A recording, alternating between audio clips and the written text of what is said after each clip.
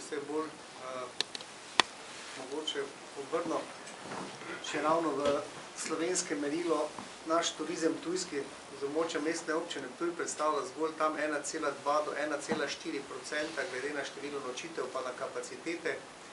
V primerjavi z celotno Slovenijo je pa dejansko v zadnjih 10 letih se razvil, bi rekel, za kar več kot 1000 kapacitet, 1000 ležišč povečal na območju mestne občine Ptuj in ga moramo začeti jemati zelo resno že, ker ustvari preko 150 000 nočitev že in potencial rasti seveda še veliko večji, vkolikor ne bi prišlo do nekega zastoja, predvsem v zadnjih letih, ki pa ne kaže nič dobrega. Zato so, bi rekel, podjetniki, ki delujejo na področju turizma, kar ogroženi, bom rekel, dolgoročno, če se ne bo nekaj resno premaknilo pri zagotavljanju pogojev za razvoj turizma, ki lahko zagotavlja veliko delovnih mest, da se razumemo.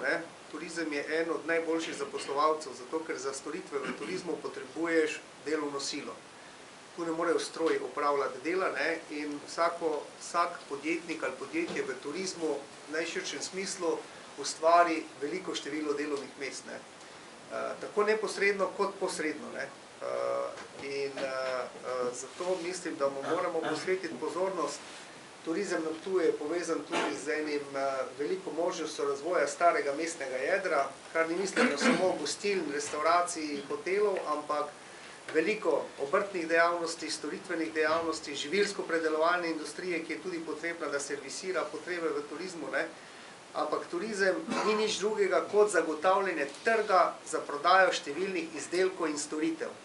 Je nevidni izvoz. Turizem izvaža, če ravno gostje prihajajo sem, nimamo logističnih stroškov, nimamo veliko stroškov transportov in tako dalje.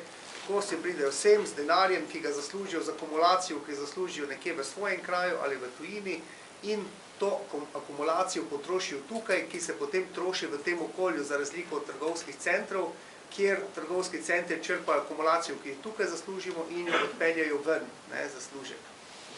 V turizmu je pa ravno obratno.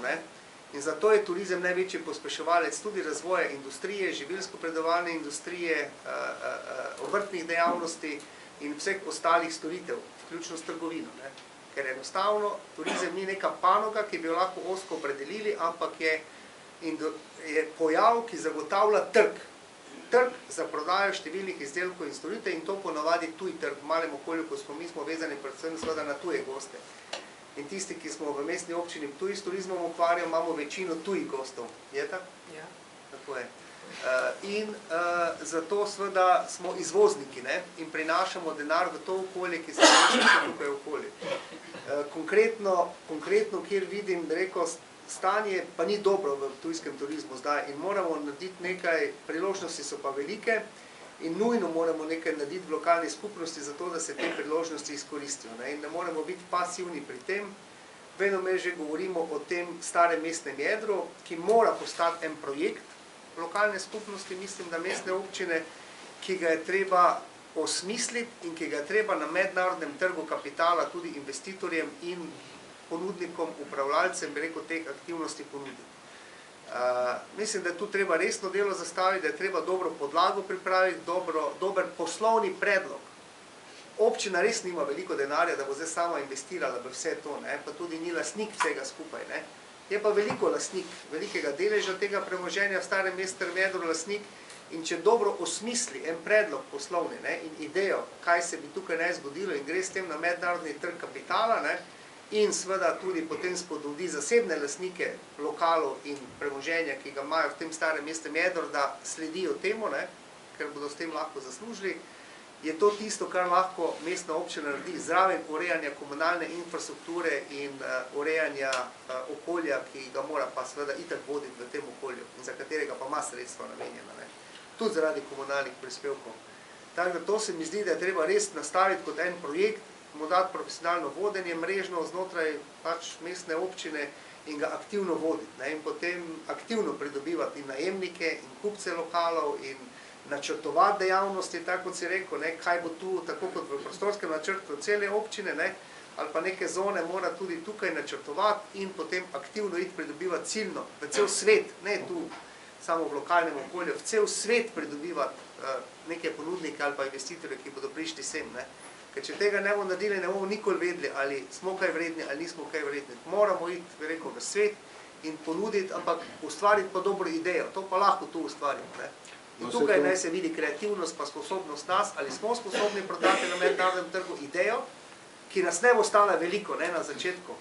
In bo pa inicirala ogromne investicije, bom rekel, desetine in stotine milijonov evrov lahko in seveda stotine delovnih mest, ki se bodo generirale. In to bo sprožilo potem gradbeni sektor, bo sprožilo, bom rekel, storitveni sektor, bo sprožilo obrtni sektor, bo sprožilo industrijo konec koncev, ki bo sledila temu. In to se mi zdi en taki motivator, ki je lahko res dober iniciator za en razvoj gospodarstva. Na splošno, kar se pa tiče gospodarstva na splošno, pa se bi priključil razpravam, ki so že bile tudi izrečene. Mislim, da lokalna skupnost mora imeti neko, bi rekel, mrežno projektno pisarno, za katero mora pa župan stati. On mora biti tisti, ki bo svojo besedo pa močjo stal za tem, da če pride nek investitor ali poslovni subjekt, ki bi rad tukaj nekaj počel, je treba mu zagotoviti maksimalno hitro podporo in zagotoviti, bi rekel, sigurnost v tem okolju. Ne? Vključno s tem, da se mu gre urejati na ministrstva vsa soglasja, ne? Da se mu pomaga pri pridobitvi vseh soglasij, dovoljen, da se ga ne pusti v tej, bi rekel, džungli vseh soglasodajalcev, pa potrdil ali pa rekel soglasij, ki jih mora tudi z raznih ministrstev še dobiti, ampak da župan in ljudje iz lokalne skupnosti to za njega uredijo in mu v čim krajšem času prinesejo. Jaz sem aktiven v sosednji Hrvaški, v eni občini, kjer župan osebno vsa ministrstva oblavpa in prinese vsa soglasja in gradbeno dovoljenje v 16 dneh. 16 dneh. Ne? Imel je en intervju na televiziji, pa ga novinarka vprašala, češ, da res vi v 15 dneh pridobite za investitorje gradbeno dovoljenje, je rekel, ne, gospa, oprostite, zmotili ste se v 16 dneh. Ne? Tako da, in to je res rekordno, in tam so investitorji iz Združenih držav Amerike, industrijski investitorji, industrijski pogojni iz ZDA, Švedske, Nemčije, Avstrije, ki ima vsaki po 300 do 500 delovnih mest. In vsako leto prideta en ali dva taka investitorja in investirate v njihovi gospodarski obrtni coni. In seveda mi moramo enostavno zagotoviti tudi nek katalog in bi rekel, pospeševati to vrstne aktivnosti, ne? Kljub temu, da v slovenskem okolju so razmere, kakršne so, in tudi jaz mislim, da pač so zelo neugodne, ne? Ampak mi moramo malo out of the box iti in poskušati znotraj tega videti, kaj lahko naredimo, in to mora osebno župan se s tem ukvarjati in ustvarjati tim, ki bo sposoben temu slediti. Ne? In to hitro, ekspeditivno in na tak način, da bomo vplivali polno zaupanje tem investitorjem, ki jih želimo privabiti. Ne? Dobro. Hkrati bi pa jaz še se navezala to, da turizem ni čist gola forma, to je povezano za kulturo, za kulturno dediščino. V tujini se je kulturna dediščina ohranila samo zaradi turizma. Mi sami ne znamo ceniti stvari, ne, ko je turizem zraven, ko drugi pridejo gledati, občudujejo stvari, potem gre do ene sinergije, pride ravno do, ne, v bistvu turizem je del gospodarstva in tu ima resnično sam na vsakem kvadratnem metru ga čaka zgodba, ne, v bistvu ga pobiraš jih, ampak ko pa gledaš v nekaj je pa narobe, ker v bistvu, ko pa gledaš v celem slovenskem prostoru, pa tega kar ni, recimo, ne, in v bistvu tu je resnično, to je taka priložnost, ker tebi ljudje, tako ti rekel, pridejo, tujci tebi pridejo, ne rabiš ti ven izvažati, ti si tu, ti imaš res zgodbo, ti imaš eno krasno mesto, res da je tega polno, tako kot pravijo, ne, v bistvu je polno po Evropi, ampak to mesto ima Parsifala, ima Kurenta, ima ne vem kaj vse, v bistvu Marijo Masten, Hernija imamo tukaj, tudi sama ne vem, nacionalno bogatstvo oziroma tujsko bogatstvo, pa se v bistvu to ne uporabi. Tako da v glavnem tu je resnično še toliko priložnosti in možnosti, ne, samo je treba se zalivati, ne, da lahko to cvete, ne pa da se kot en matraš, v bistvu, da sploh prihajaš do svetlobe, recimo, ne. No, da ne bi izgledalo, da postavljamo turizem, ne. Mi smo imeli že razpravo o turizmu, pa smo tam tudi že neke zaključke pa te dali In danes smo se usmerili bolj na gospodarski del, tudi o kmetijstvu bi trebalo biti posebej razprava enkrat. Je pa to vse skupaj gospodarstvo, to je povezano. In zato smo že v Iztočnici tudi rekli, da si tudi mora zagotoviti dobro gospodarsko podlago in prepoznavnost. In to je to, kar je potrditev z te vaše strani. Je pa bila zdaj ena dobra Iztočnica tu vmes narejena, kjer pa moramo nekaj reči, ko govorimo o gospodarstvu, pa o firmah, da govorimo tudi o drobni obrti in pa seveda o obrtnikih, ki so tudi en zelo pomemben faktor, recimo na tem našem gospodarskem področju. Pa mislim, da bi lahko tukaj rekli, želi kdo se tu vključiti? Vse, zvoli. Če prvi zgornica Ptuj, malo poslušam vse skupaj, ampak imamo zelo malo možnosti, da bi privabili nekaj velikega investitora, vsem na Ptuj. Prvo bo trebalo spremeniti delovno pravno zakonodajo, ker za investitore nismo preveč interesantni. Tako tudi, kot je gospod Peter prej rekel, imamo čez mejo industrijsko cono nedelišče, ko investitor prije 9 evrov per kvadratni meter, komunalno urejena parcela, nepozneje v 30 dneh je izdano gradbeno dovoljenje. Tu imamo par investitorjev znanih, ki so tu pač podlekli, ki vem za enega investitora iskali, pa niso dobili pač te parcele in so odšli tja. Pol kupna moč, naše plače so preveč premanjene, ne? Če pogledamo sosedno Avstrijo, 1300 evrov bruto, dobi tam delavec 240 evrov več izplačeno kot pri nas. Na isti bruto, ne? Seveda, na isti bruto. In to se pozna pri kupni moči.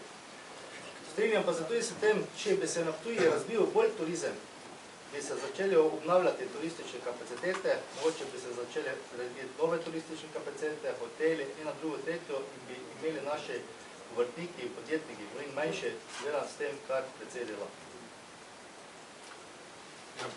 Kaj pa, mi smo se pogovarjali na vrtni zbornici in tam so izpostavili velik problem, ki ga vidijo v javnih službah, Ja, to pa posebej problem, ja.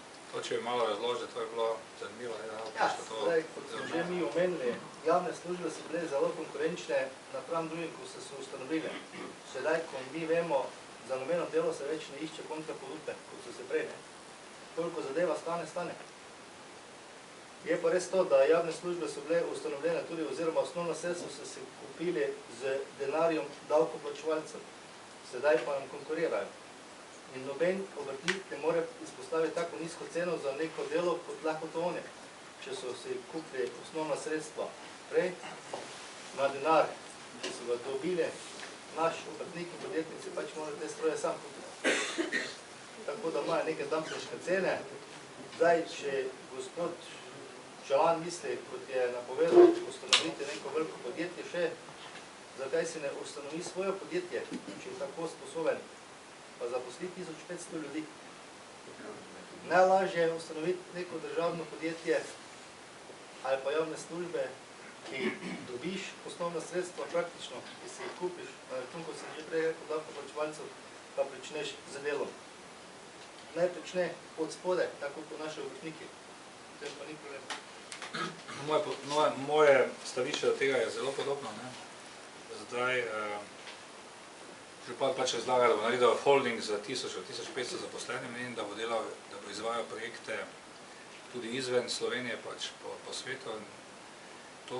To je, kar se tega tiče, da bi pridobil nekaj denarja, ki ga spravlja, to je okej, ne?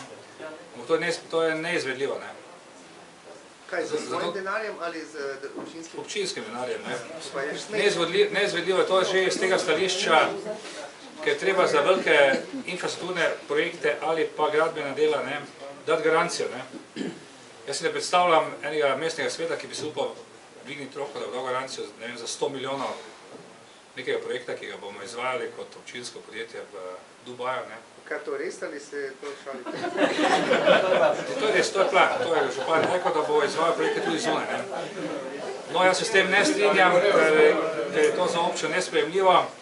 Drugič, zdaj občina je lokalna skupnost občanov in obrtnikov, trgovcev, podjetnikov in tako naprej in se mi zdi nesprejemljivo, da pravzaprav ustvarja konkurenco obrtnikov, trgovcev in podjetnikov. Tako da, če bomo dobili zaupanje volilcev, potem tržne dejavnosti v okviru javnih služb ne bomo širili. Seveda to ne pomeni, da bomo odpustili ljudi, ki so le tam, ker jih rabimo, sigurno ne, ampak širili te dejavnosti, prav to ne bomo. Jaz imam, če dobite mogoče eno informacijo, četrte skupnosti Jezero je bilo zadnjih 8 let sprejeta ta lokacijska načrta.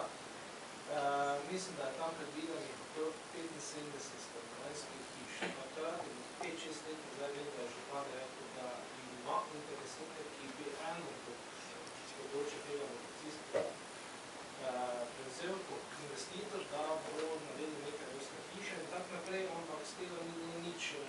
Sprašujem se, za malo sem razmišljal, mogoče zakaj ne. Verjetno bi takrat bilo potrebno in tudi zdaj ni prepozno, da se vse te ceste, ki so v lokacijskem načrtu zdaj predvidene, ki so po defaultu dejansko lastnik občina, komunalno urediti. In če bi se to takrat komunalno uredilo, verjamem, da bi zdaj že kar hiš stavili. Se pravi, ista slika in ista zgodba kot v industrijski coni. In tam 75 hiš ni zanemarilo, da je zanemarilo, imajo posel, vrtniki, imajo vrtniki tako preveč, gospod za vrtne, hodnice, in je vse skupaj, vse za nekaj časa vse za nekaj. Se pravi, tam ti gradbeništvo pela svojo zgodbo, so vezani, potem tudi ostali. Vse vemo, da Rejnice nišmo po mojem, da se sicer lajk na tem, ampak je nekaj vrsta pomembne sile, ki bo se. Za razmisliti, če bote župan, pa ko bote župan, vzamite tista dva lokacijska načrta, poglejte, kaj se da. Do tega projekta se enkrat ne znam, bom pa vsega preveril. Zdaj recimo tam so parcele, ki so vlasti tako mestne občine, kako tudi privatne. In tam se more nič zgodi zaradi tega, ker ni med komunalnih oziroma kanalizacije, med vode, praje, da so travniki, če praje v lokacijskem načrtu še gradljena parcela, ne more nič, ker nima vode, nima nič. Tam nema nič, ker ni tisti, ki imajo svoje verno. To bom preveril, vsekakor pa se seveda strinjam, da gradbeništvo pomeni generator razvoja tudi ostali vse dejavnosti, ki se vsem spadajo. Občina takrat investirala v komunalno infrastrukturo, tam bi bile ulice urejene in vse ostalo bi se